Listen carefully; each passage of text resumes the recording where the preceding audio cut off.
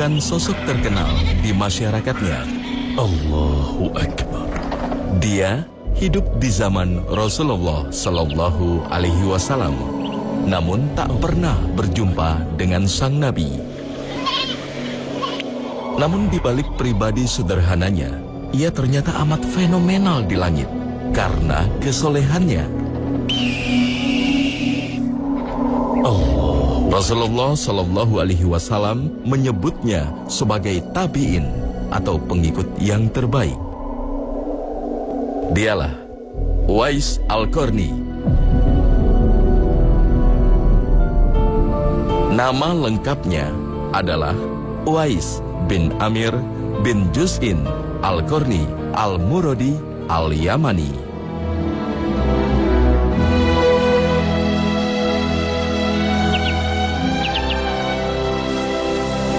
Ia berasal dari suku Qarn di Yaman yang berada di sebelah selatan Saudi Arabia.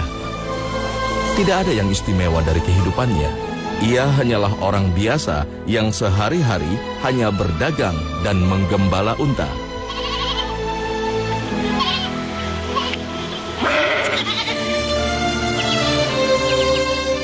Saat Islam mulai menyebar ke seluruh wilayah Arab, Rasulullah Sallallahu Alaihi Wasallam juga mengutus beberapa sahabat untuk menyerukan Islam ke Yaman. Melalui utusan Rasulullah Sallallahu Alaihi Wasallam inilah Uwais tercatat menerima Islam sebagai keyakinan barunya.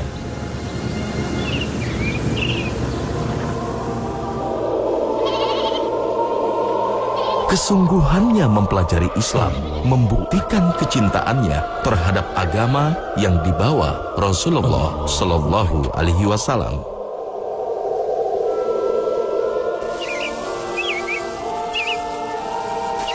Hari-hari berikutnya, Uwais menjalani hidup dengan Islam sebagai nafas barunya.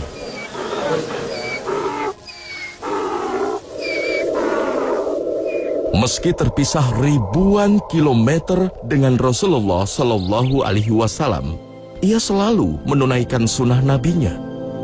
Jarak yang jauh antara dia dan Nabi tak menghilangkan hasratnya untuk bertemu Rasulullah Sallallahu Alaihi Wasallam. Ia bahkan ingin segera ke Madinah untuk menemani perjalanan jihad Rasulullah Sallallahu Alaihi Wasallam. Tapi ia harus menahan keinginan besarnya tersebut. هل جئت يا أويس؟ السلام عليك أمه. وعليك السلام. في بيتنا ضيف. قلت هناك ضيف؟ أجل يا أمي. أم ضريرة لكنها ترى بقلبها. اسمه سليم. ألا تلقي التحية؟ السلام عليك. وعليك السلام وسليم. Ibunda yang telah lanjut usia hanya bisa menggantungkan hidupnya pada sang putra tercinta, Uwais Al-Qarni. وهذا هو البساط لأجل أم أويس. سأعود من فوري ريثما تتحضرون للطعام. أمي لديها من القصص الطريفة الشيء الكثير. إنها امرأة عارفة. هل التقى أويس رسول الله؟ كلا، لم يسبق له أن غادر اليمن أبدا. لماذا ألا يقول إنه مفتون برسول الله؟ فما الذي يمنعه من الذهاب إلى يثرب للقائه؟ لأنه ليس لديه من يستودع عنده أمه العاجزة والضريرة خلال غيابه. Uwais memendam hasratnya dan memilih untuk membaktikan hidupnya pada sang ibu. Dengan penuh sabar dan cinta, Uwais merawat dan memenuhi keperluan ibunya. Ketika Allah menyampaikan agar seseorang berbakti pada kedua orang tuanya, tapi jasa yang disebut hanya jasa ibu. Padahal orang tua adalah ayah dan ibu, tapi yang disebut hanya jasa ibu. Hamalathu ummuhu kurha, wada'athu kurha, wa hamluhu wa fisaluhu 30 syahra. Semua jasa ibu. Ibunya hamil dalam keadaan susah payah, melahirkan pun susah payah. Dari mulai dia hamil hingga menyapih susuan 30 bulan dalam semua jasa ibu. Dari hamil, melahirkan, hingga menyusui 2 tahun sempurna hingga sampai disapih susuan itu.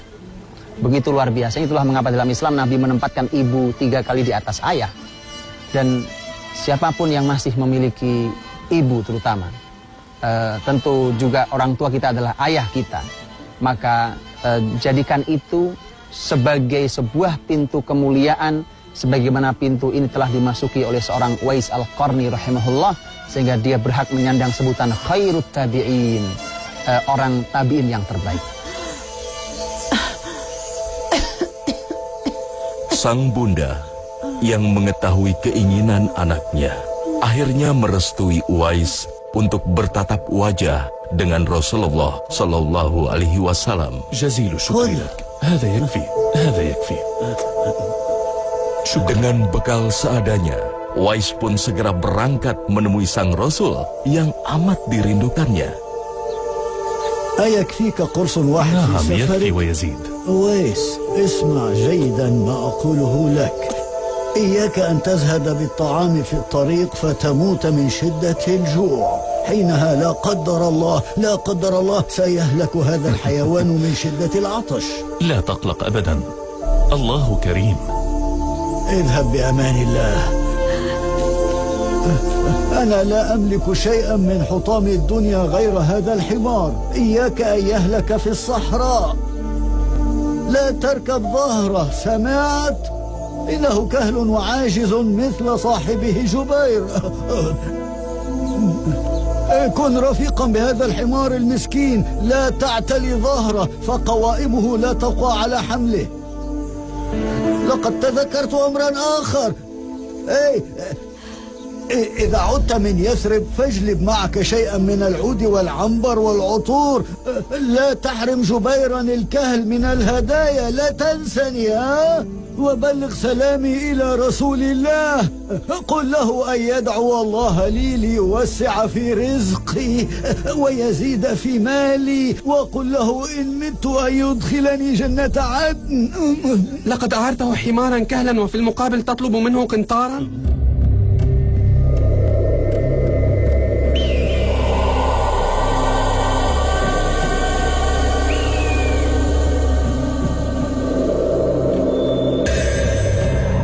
Kecintaannya pada sang Nabi membuatnya mampu mengalahkan sulitnya perjalanan yang ia lalui.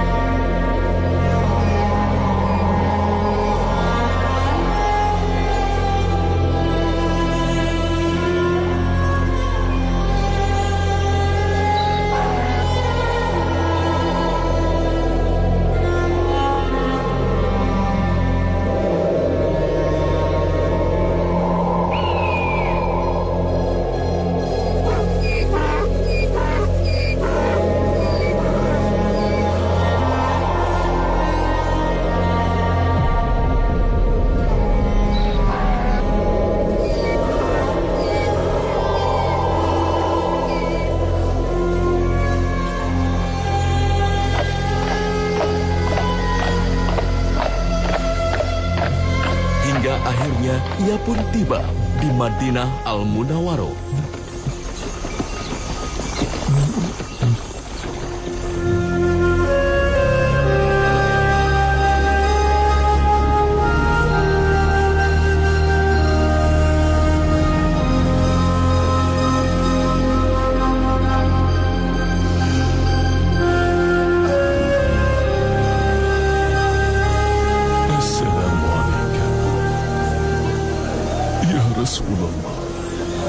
ليس موجودا. أباق أنت؟ حتى الزوال.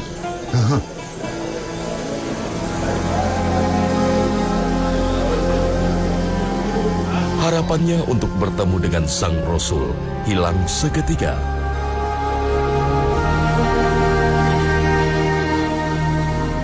saat mengetahui Rasulullah Shallallahu Alaihi Wasallam sedang tidak berada di Madinah.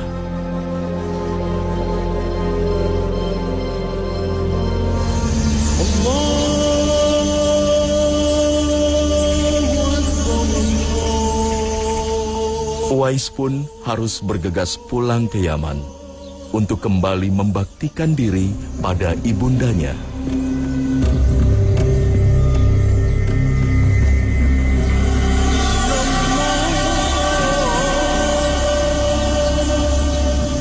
Dia adalah orang yang ketika datang ke kota Nabi Shallallahu Alaihi Wasallam untuk berupaya menemui Nabi Shallallahu Alaihi Wasallam, ternyata tidak bertemu dengan beliau. Disebutkan Nabi sedang keluar dari kota Madinah, kemudian Uwais datang. Itulah salah satu yang, inilah bagian dari takdir seseorang, yang juga menjadi pelajaran bagi kita, bahwa orang berusaha, jauh dia datang dari Yaman, perjalanan yang tidak pendek jaraknya, tapi begitu sampai di kota Nabi, maka dia tidak bertemu Nabi. Dan inilah yang membuat Uwais, walau hidup di zaman Nabi, tapi bukan sahabat Nabi SAW. Melalui wahyu, Rasulullah Shallallahu Alaihi Wasallam mengetahui kedatangan Uwais ke Madinah yang hendak menemuinya. Rasulullah pun menceritakan sosok Uwais kepada para sahabat. Inilah yang akhirnya membuat Uwais menjadi terkenal. Keberadaan Uwais terus dicari, bahkan hingga memasuki masa kekhalifahan Umar bin Khattab.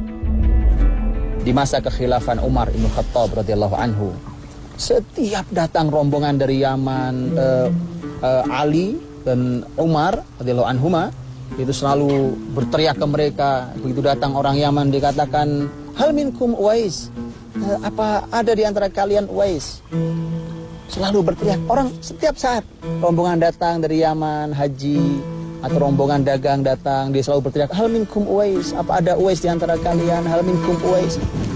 Orang menjadi tahu siapa Uwais.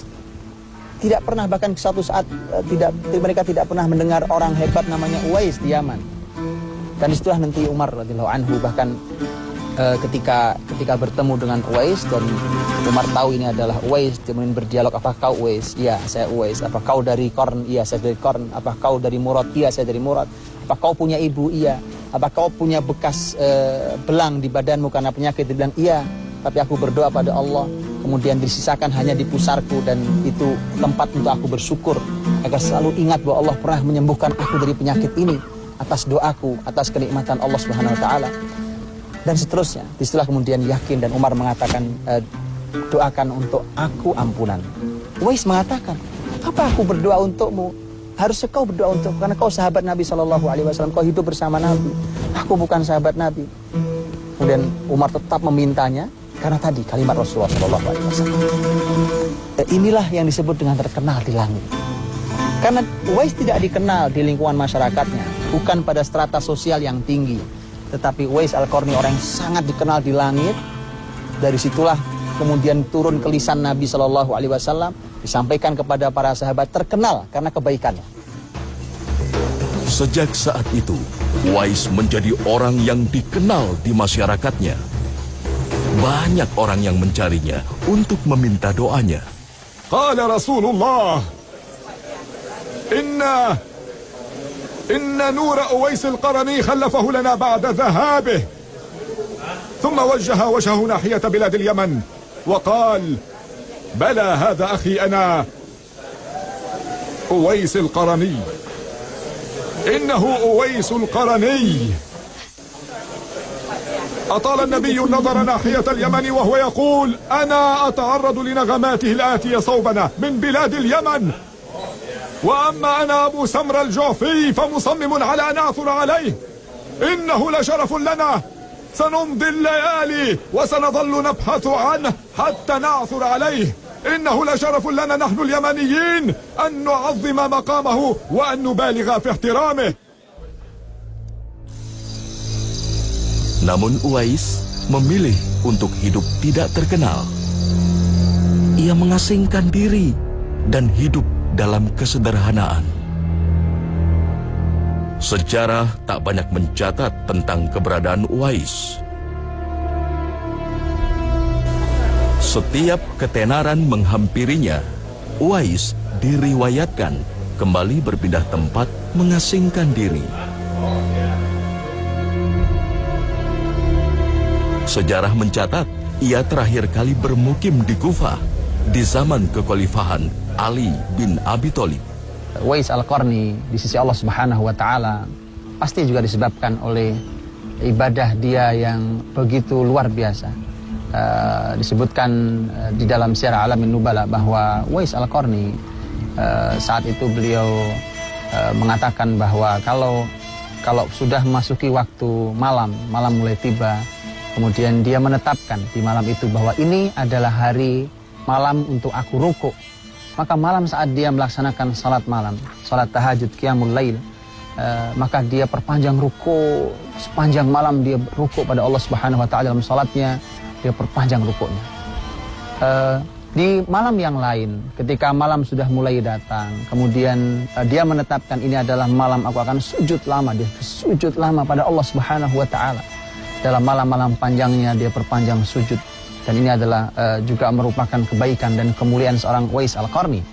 Kemudian Uwais Al-Qarni menyumbangkan apa yang tersisa. Dia bukan orang kaya, tetapi dia menyumbangkan makanan yang tersisa yang dia miliki, yang masih bisa dimakan orang lain.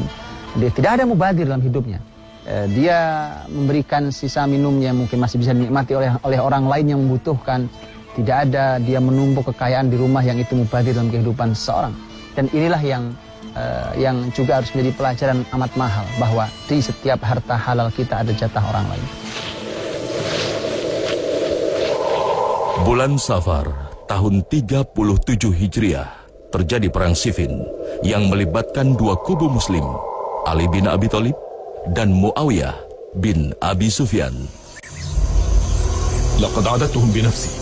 جاء من الكوفة 999 شخصا. فلماذا قال علي 1000 رجل؟ هل كان يقصد 1000 رجل حقا؟ أم إنه مجرد تعبير؟ ما الذي تريد أن تقوله يا ابن نصر؟ 1000 رجل. إن كانوا قد حضروا باستثناء واحد منهم، فالرجل المتبقي ب1000 رجل.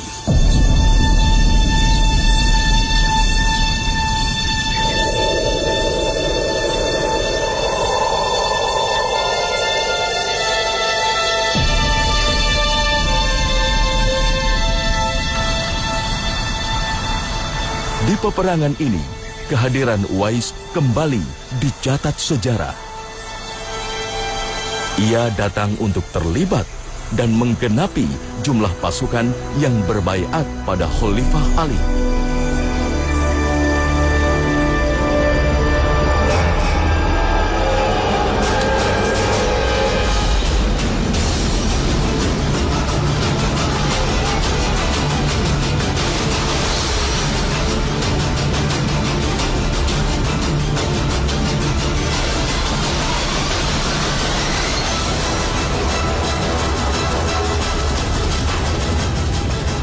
Peperangan ini, Uwais Al-Qarni menemui ajalnya sebagai seorang yang syahid.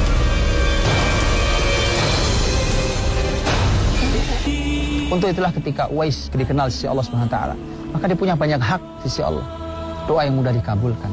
Bahkan disebutkan Al-Hasan Al-Basri rahimahullah, seorang ulama tabi'in juga, yang diriwayatkan dari salah satu riwayat dari Nabi sallallahu alaihi wasallam, bahwa disampaikan kelak Uwais adalah orang yang berhak memberi syafaat untuk banyak orang sebanyak masyarakat Rabi'ah dan Mudhar. Ini masyarakat besar Arab. Jadi jumlah orang yang akan ditolong Uwais di akhirat nanti, diberikan syafaat, adalah masyarakat yang sebesar jumlah suku Rabi'ah dan Mudhar. Tidak, bahkan kita tidak punya hak untuk memberi pertolongan pada seorang pun nanti di akhirat. Tidak sama sekali. Kecuali orang-orang yang dikhususkan oleh Allah Subhanahu wa taala, seperti orang mulia Rasulullah Muhammad sallallahu alaihi wasallam, juga orang-orang tertentu yang memiliki kemuliaan, di antaranya adalah Uwais Al-Qarni rahimahullah taala. Uwais Al-Qarni meninggalkan dunia untuk bertemu dengan Rasulullah sallallahu alaihi wasallam yang amat dirindukannya.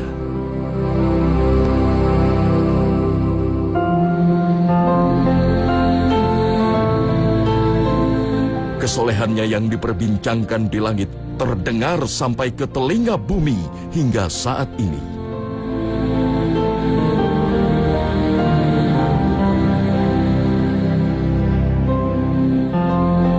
Kisahnya tetap hidup dan memberikan banyak hikmah serta pelajaran pada umat manusia. Rahimahullah, Uwais Al-Qarni.